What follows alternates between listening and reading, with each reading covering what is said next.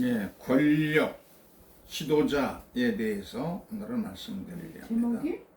권력 지도자.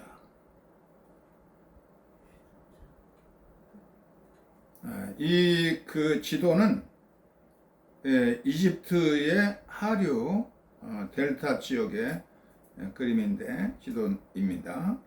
근데 바로 이스라엘 백성들은 야곱을 따라서 이집트에 내려간 사람들이 이 고센 땅에서 사는데 나일강에서 흘러 들어온 많은 퇴적물들 이런 걸로 되어서 이 삼각조 지역에는 아주 비옥합니다. 비옥한 지역에서 양떼를 양떼도 키우고 염소떼 또 소떼 이런 걸 키우면서 아주 편안한 삶을 살았어요. 그래서 이렇게 이스라엘 백성들이 생육하고 번성하고 땅에 충만하고 그들이 강해졌는데, 근데 뭐가 없느냐면 권력이 없어요. 권력이 없어요. 나라가 없어. 그래 주권이 없기 때문에 전부 이 사람들이 노예가 되었어요. 노예가 되어가지고 하비로 이집트에서 최고의 하류계층의 불쌍한 노예로 전락하고 말았습니다. 그들이 얼마나 비참하게 사는지 오늘 성경 말씀에 소개되고 있어요. 출애굽기 1장 7, 8절에 가서 보면은 요셉을 알지 못하는 새 왕이 일어나서 이집트를 다스리게 됐다고 말합니다. 지금까지는 요셉과 친한 바로가 통치해서 그래서 이스라엘 백성들이 모든 게 편안했어요. 가장 이집트 땅에서도 좋은 곡창지대를 차지해서 거기서 살았고, 그래서 인구도 그냥 생육하고 번성하고 권세도 있고 그렇게 힘있게 바로의 후원을 받으면서 그렇게 잘 살았는데 정권이 뺏기고 말았어요. 정권이 뺏겨가지고서는 요셉에 대해서 전혀 모르는 새 왕이 나타나가지고서는 이스라엘 백성이 혹사하게 뭐라고 생각하느냐면 그들이 수가 점점 불어가지고서 우리보다 더 많아지고, 그러니 이들이 만약에 전쟁이 나오면 적군과 야합해가지고 우리를 치고 재산을 털어가지고 도망치면 어떻게 하느냐. 그러니 우리가 참 신중하게 행해야 되겠다. 그러면서 이집트 사람들은 공사 감독관을 세웠어요. 공사 감독관들이 채찍을 들고 있죠. 채찍을 들고 히브리 노예들을 갖다가 하비루로 전락시켰어요. 막 채찍을 휘두르면서 벽돌 찍는 일, 벽돌 나르는 일들, 이런 돌벽돌 나르는 것들, 물을 깃는 일들, 장자 패는 일들, 아주 힘들고 고된 일들을 시키면서 강제 노역에 이스라엘 백성들은 혹사되게 됩니다. 보세요. 물 깃는 일들, 그리고 이 비돔과 람셋의 커다란 곡물 창고를 짓는 일에 혹사를 시키는 겁니다. 이스라엘 백성들이 날마다 와서 벽돌을 찍고 나르고 물을 깃고 장작 패고 그러면서 조금이라도 방심하지 못하도록 현장 감독관들이 채찍을 들고 내리치고 그냥, 그래서 그야말로 날마다 살기 힘든 참혹한 인생을 살게 되죠. 그런데 그렇게 혹독하게 다스릴수록 이스라엘 백성들은 숫자가 더 늘어나는 거예요. 이상하게도 더 번창하고 더 잘 되고 더 숫자도 늘고, 그래서 바로에게 큰 고민이 생겼어요. 이거 어떻게 하면 좋은가. 이렇게 노예로 부려먹기만 해서도 안 되겠다. 그래가지고는 보세요. 이렇게 막 이 공사 현장의 노동자로서 혹사시키면서 그러면서는 살아가는데, 이 히브리 산파들을 불렀어요. 산파들 시프라 부하라라고 하는 실명을 밝히고 있는데 이 사람들을 불러가지고선 너희들이 이제 아기를 받으러 가서 남자아이가 나오면 그 즉시로 죽여야 된다. 여자는 그들은 연약하고 또 바로에게 항기하거나 그럴 독한 그런 힘들도 부족하고 연약하니까 여자가 딸이 나오면은 그냥 살려두고 남자가 나오는 즉시 다 죽여야 된다. 이렇게 엄명을 내렸어요. 그런데 이 히브리 산파들은 어떻게 했느냐면 그냥 아들이 남아도 전부 살려주는 거야. 그래 바로가 화가 나가지고 황제의 말이 무섭냐? 한번 당해볼래? 그러면서 그냥 막 엄풀 놓으니까 그런 게 아니고 우리를 불러가지고 가보면은 히브리 여인들은 노동을 해서 그런지 그냥 굉장히 강력하고 힘이 있어가지고 벌써 아기를 다 넣어놓고 그냥 싱글벗고 웃고 있는데 이미 태어난 생명을 죽일 수 없지 않습니까? 그러니까 이 바로가 그냥 뭐라고 응답을 못할 정도로 이 산파들의 기세가 당당했어요. 그래서 하나님께서 이 히브리 산파들을 강하게 해주고 그 집안이 번성하게 해가지고 바로가 참 어쩔 줄 모르게 됐습니다. 그래가지고 이 산파에게 남자아이가 태어나면 죽이라고 그랬는데 그래 어떻게 현상이 생겼냐면 히브리 한 여자가 히브리 남자에게 장가들어서 히브리인의 가정을 이루게 됩니다. 근데 그의 가정에 아들이 태어났어요. 엄마가 보니까 너무 잘생기고 자기가 아파서 난 아이를 갖다가 나일강에 버려서 악어의 밥이 되게 할 수는 없습니다. 그래서 몰래 그냥 벽장 같은 데다 숨겨가지고 3일 동안을 석 달 동안 키웠는데 목소리가 워낙 그냥 애가 우는 소리가 우렁차고 막 그러니까 밖에까지 나가고 그러니까 이제 더 이상 숨길 수가 없어가지고 이제 갈대 상자를 만들어 가지고선 안안팍으로 역청으로 칠해서 물이 새지 않게 하고 거기다 담요를 깔고 애기를 넣어가지고 뚜껑을 닫아가지고선 나일강에 살짝 그냥 갖다 놨어요. 이제 그 딸을 시켜가지고 그 애기의 누이버린 미리암을 시켜서 어떻게든지 보게 합니다. 그래서 미리암이 이제 감시하는 겁니다. 이 폭군 뭐 그냥 아들이 나면 그냥 그 즉시로 죽이라고 하는 명령을 내리는 사람이 어디 있어요? 무시무시한 폭군들은 그냥 자기 마음대로 하잖아요. 그냥 정치를 해도 폭군 정치를 마음대로 그냥 합니다. 그런 권력을 휘두르고 그런 남종 폭군 지도자, 독재자의 행포 아래서 이스라엘 백성이 전부 시달리고 있는데 그 사이에 빛나게 활약하는 것은 여자들이에요. 십부라도 아기가 아들이 낳는데 죽이지 않고 몰래 숨겨서 키웠지. 그리고 이 걸대 상자를 놓고서는 자기의 큰딸한테 어떻게든지 봐라, 지켜보라고 해서 지켜보는 겁니다. 근데 마침 그 밑에서 바로의 딸이 그날의 공주가 목욕하러 나일강에 내려왔어요. 나일강은 생명의 강입니다. 생명의 강인데 그 뭔가가 이렇게 상자가 하나 갈대 상자가 둥실 떠내려오는 거야. 거기 애기 우는 소리가 들려. 이렇게 뚜껑을 열고 보니까 히브리 남자예요. 보니까 너무 잘생겼어요. 그래서 너무 좋아하는 겁니다, 이 공주가. 그때에 딱 하니 누가 나타났냐면은 미디암, 애기의 누나의 미디암이 나타나가지고, 공주님, 이 애기가 배가 고파서 우는 모양인데 히브리 유무를 소개해드릴까요? 그래. 그런 전나는 유무가 있으면 빨리 들어와라. 그래. 그 아이의 친엄마인 십보라죠. 십보래? 요게벳인가? 요게벳.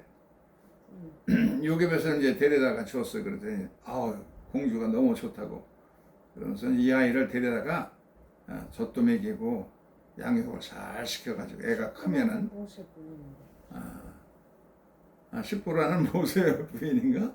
어쨌든 모세가 친엄마를 데려다가 이제 양육 시켰어요.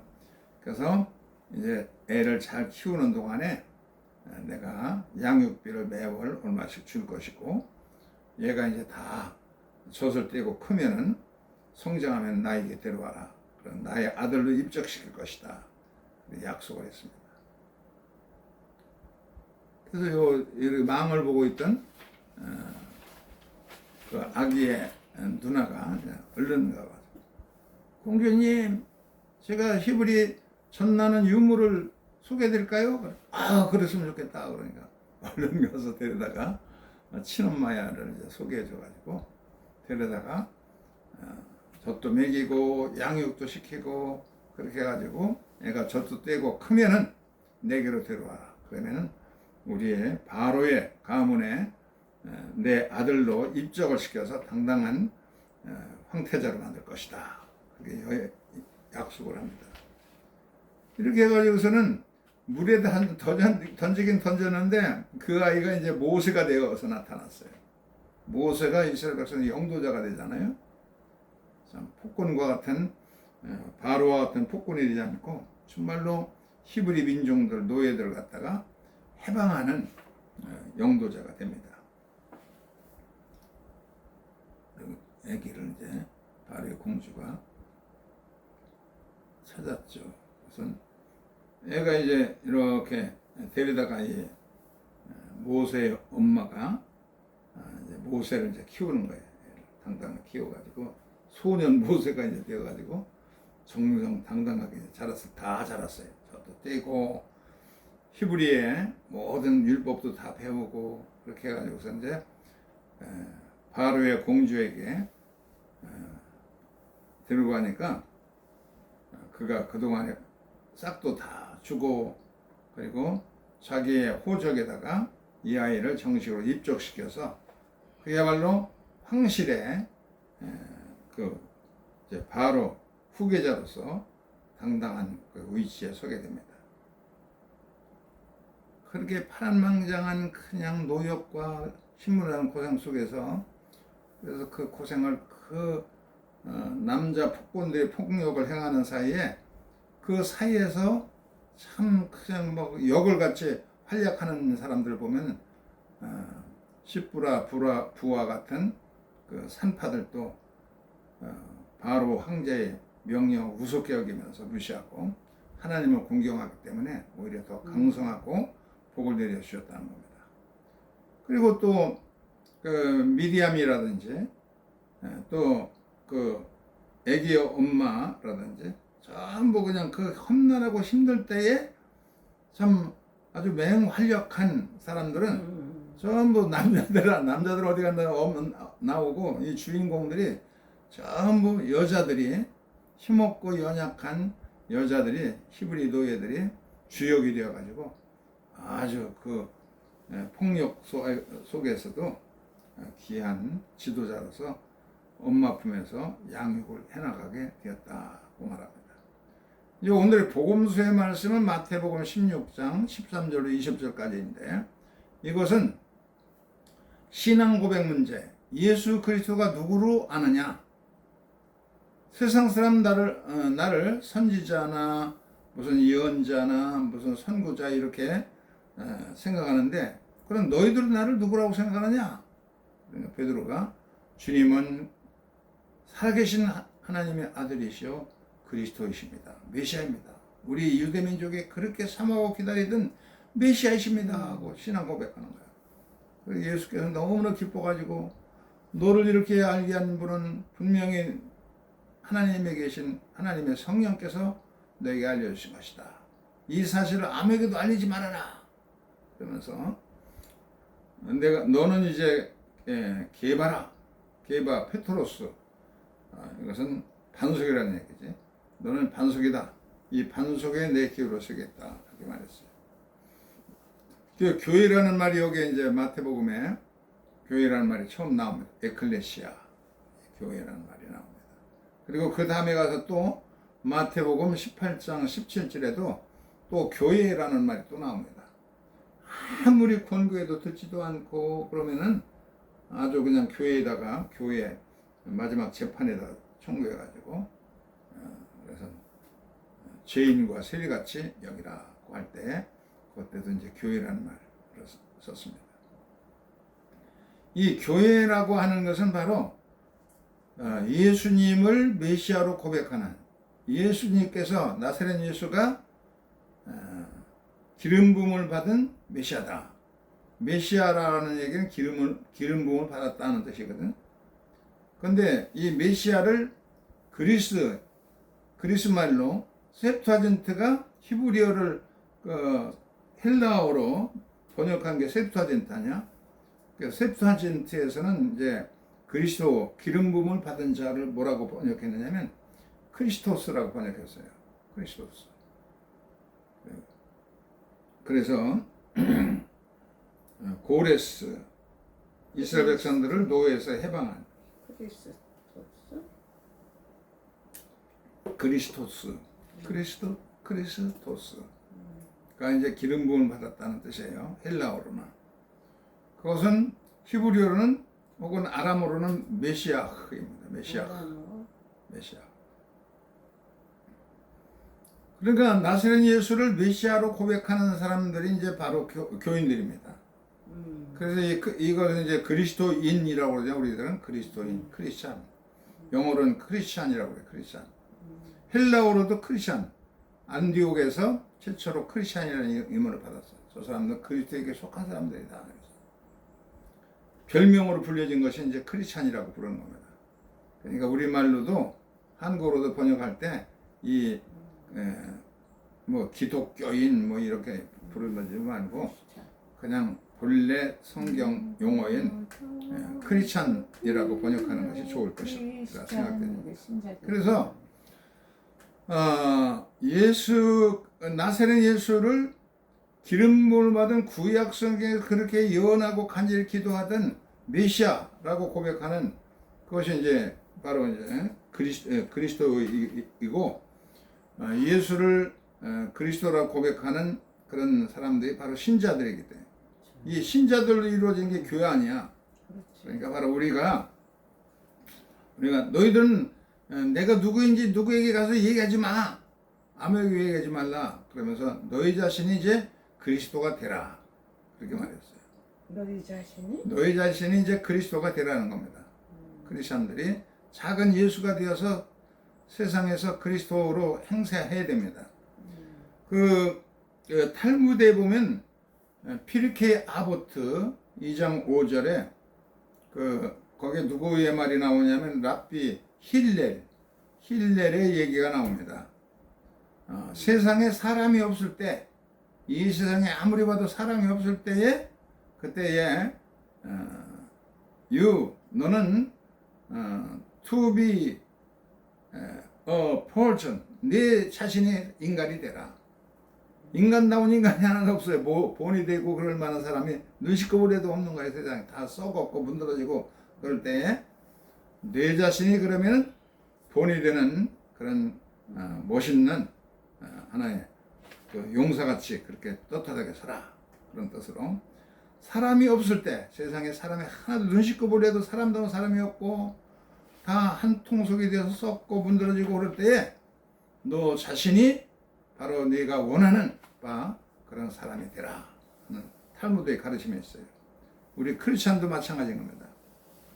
감리교회인데 메소디스트인데 이게 당시 사람들이 하도 그냥 정확하게 이렇게 굴러다니면서 그냥 불쌍한 사람 도와주고 병자를 가서 방문해주고 가난한 사람들을 구제해주고 그런 일을 잘하는 거야. 그래서 아유 저런 멍텅구리 같은 메소디스트들 그냥 지적으로 그냥 그렇게 선한 일에 전력을 다해서 하기 때문에 별명으로 붙여졌던 별명이 당시에 별명이 메소디스트 감리교인입니다. 감리교인이 원래 비천하다고 그냥 아유 저런 멍청이 같이 어떻게 그렇게 가난한 병자들 그냥 저렇게 그냥 근처에 가기도 싫은 냄새나는 그런 쓰레기 같은 인생들을 저렇게 돌볼 수 있을까? 저 사람들 예수 아니야? 저런 뭐들이 메소디스트라고 그래가지고 별명으로 불려진 게 자랑스러운 감리교인이 된 겁니다. 감리교라는 메소디스트가 된 거예요.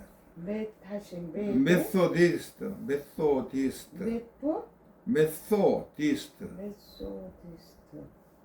방법론자, 법칙론자들. 그런 뜻이야. 그런 것처럼 우리가 이 세상에서 정말로 참된 크리스찬도 없고 그럴 때에 네가 바로 그 크리스찬이 되어라. 네가 바로 메시아가 되라. 어이구. 하고 힐레의 탈무드에 보면 그렇게 가르쳐주고 있습니다.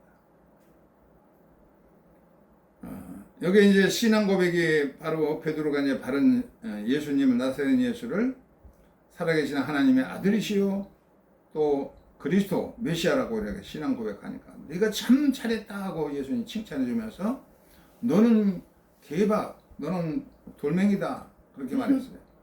그러니까 돌멩이라고 하는 반석이라는 말이 돌속이. 뭐 반석이라고 하는 그냥 그런 막 좋은 의미도 되지만은 그냥 돌멩이 아유 이런 돌멩이 같은 멍청구리라는 그런 비웃음스러운 그 별명도 될 수가 있어요. 별칭도 될 수가 있는데 바로 그런 평범한 신자인 겁니다. 평범한 베드로도 보면은 그냥 금방 조금 있다가는 사탄이라는 책망도 듣고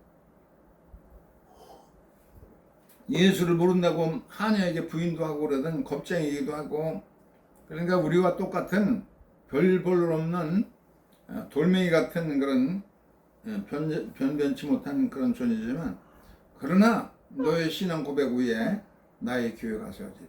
교인들을 보면은 좀 뭐 베드로 같은 사람 무슨 안드레 같은 사람 요한 같은 그냥 허영심에 들떠있는 사람 야고보 같은 허영심에 들떠있는 사람 별별 그냥 잡동사니들이 모여있는 거야. 사실은 예수를 믿는다고 그러면서도 그냥 예수께서 그냥 대권을 잡으면은 한 자리에 할 생각이나 하고 그러던 그 어중이 떠중이 같은 신자들이야.